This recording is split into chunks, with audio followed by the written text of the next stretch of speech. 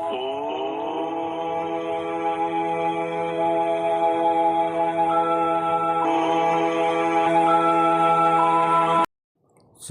ભગવાન કી જય, સનાતન ધર્મની જય.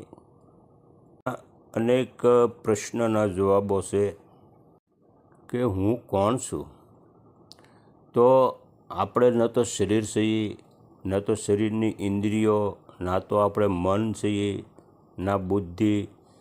પછી શુદ્ધ ચેતન સર્વથી જે પર છે, સર્વનો જે સાક્ષી છે, એ જ ચૈતન્ય આપણે પોતે છીએ. અને આપણા જીવનનો ઉપદેશ શું છે? કે જીવનનો ઉપદેશ એ જ ચેતનાને જાણવાનો છે, જે જન્મ અને મરણના બંધનથી મુક્ત છે. એને જાણવું, એને જ મોક્ષ કહેવાય.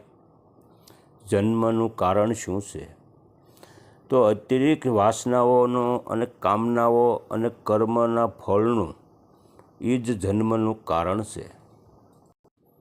જન્મ અને મરણના બંધનમાંથી મુક્ત કોણ છે?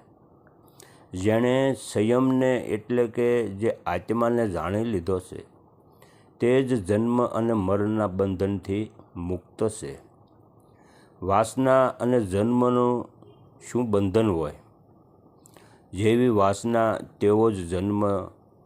જો વાસનાઓ પશુ જેવી હોય તો પશુઓનીમાં પણ જન્મ થાય છે. અને આપણી વાસનાઓ, આપણા કર્મો જો મનુષ્ય જેવા હોય તો મનુષ્યોનીમાં પણ જન્મ થાય છે. અને સંસારમાં દુઃખ કેમ છે? કે આપણામાં લાલચ, સ્વાર્થ અને ભય આ સંસારના દુઃખનું મુખ્ય કારણ છે. ઈશ્વરે દુઃખની રચના કેમ કરી? ઈશ્વરે સંસારની રચના કરી, પરંતુ મનુષ્ય પોતાના જ વિચારો અને કર્મથી જ સુખ અને દુઃખની રચના થાય છે. કે ઈશ્વર છે, અને છે તો કોણ છે? તેનું સ્વરૂપ શું છે? તે સ્ત્રી છે કે પુરુષ છે? કારણ વિના કાર્ય થતું નથી. આ સંસાર એ જ કારણના અસ્તિત્વનું પ્રમાણ છે. એટલે જ પણ એ મહાન કારણ પણ છે.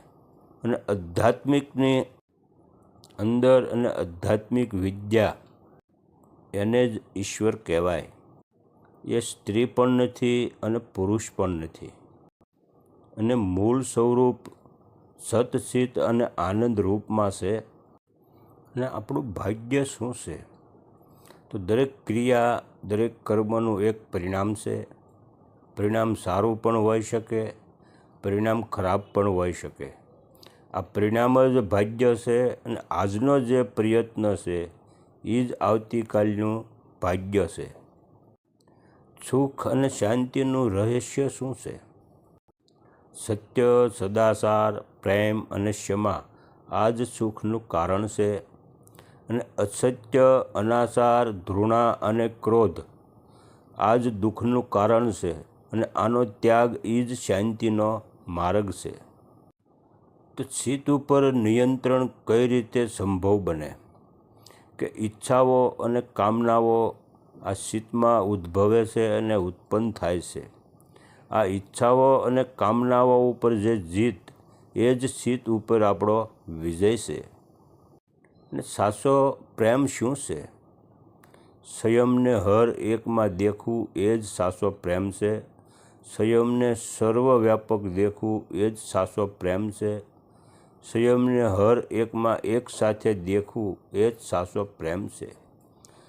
તો પછી મનુષ્ય હર એકને પ્રેમ કેમ નથી કરતો? જે સંયમને હર એકમાં નથી જોઈ શકતો, તે હર એકને પણ પ્રેમ નથી કરી શકતો. આસક્તિ શું છે?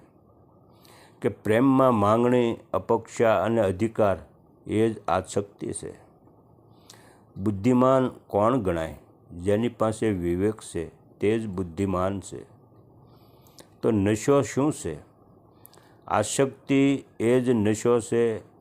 ને ચોર કોણ છે? ઇન્દ્રિયોના આકર્ષણથી જે ઇન્દ્રિયોને હરી લે છે, તે જ ચોર છે. જાગતા હોવા છતાં સૂતું કોણ છે?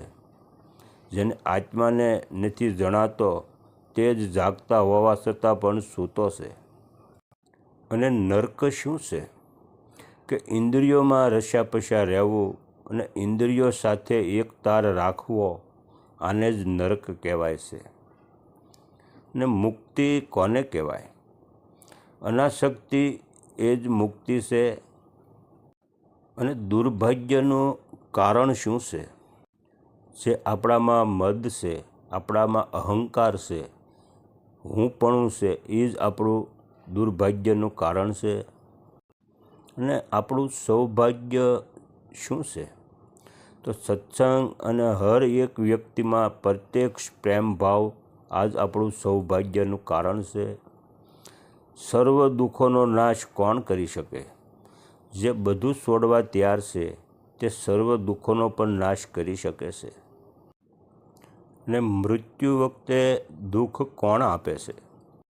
જે ગુપ્ત રીતે કરેલા જે આપણા અપરાધો છે, એ જ મૃત્યુ સમયે આપને યાતના આપે છે અને પીડા પણ આપે છે. અને આ સંસારને કોણ જીતી શકે છે? કે જેનામાં સત્ય અને શ્રદ્ધા છે, જે ત્યાગી છે, એ જ સંસારને જીતી શકે છે. ભયથી મુક્તિ કઈ રીતે સંભવ છે? કે વૈરાગ્ય થકી ભયથી પણ મુક્તિ સંભવ છે. અને મુક્ત કોણ છે? જે અજ્ઞાનથી પર છે તે જ મુક્ત છે. અને અજ્ઞાન કોને કહેવું? જે આત્મ જ્ઞાનનો જે અભાવ, એ જ અજ્ઞાન છે. દુઃખોથી મુક્ત કોણ છે? જે કદાપી ક્રોધ નથી કરતો, તે સર્વદા દુઃખોથી મુક્ત રહેશે. કે એવું તે શું છે કે જે છે પણ અને નથી પણ? તો એ માયા છે. તો માયા શું છે? નામ અને રૂપધારી જે નાશવત જગત છે, એ જ માયા છે. પરમ સત્ય શું છે? કે બ્રહ્મ એ જ પરમ સત્ય છે. દિવસ રાત આપણે કયો વિચાર કરવો જોવે? કે દિવસ રાત સંસારિક સુખોની જે ક્ષણભંગુરતા છે એનો વિચાર કરવો જોવે કે આ નાશવંત છે. કે કમળના પત્તા ઉપર પડેલા પાણીના ટીપા જેવું શું છે? તો યૌવન, ધન અને જીવન આ કમળના પત્તા ઉપર પાણીના બિંદુ જેવું છે, ગમે ત્યારે ખરી જાય છે. કે આપણું ભાગ્ય શું છે? તો દરેક ક્રિયામાં દરેક ક્રમનું એક પરિણામ છે. અને પરિણામ સારું પણ હોઈ શકે અને પરિણામ ખરાબ પણ હોઈ શકે છે. એ પરિણામ જ ભાગ્ય છે અને આવતીકાલનું પણ ફળ છે. તો જો ઈશ્વરે સંસારની રચના કરી, તો ઈશ્વરની રચના કોને કરી? કોની કરી? ઈશ્વર અજન્મા અમૃત છે અને અકારણ છે અને અજન્મા પણ છે. સતગુરુ ભગવાન કી જય, સનાતન ધર્મની જય. દરેક મિત્રને પ્રણામ.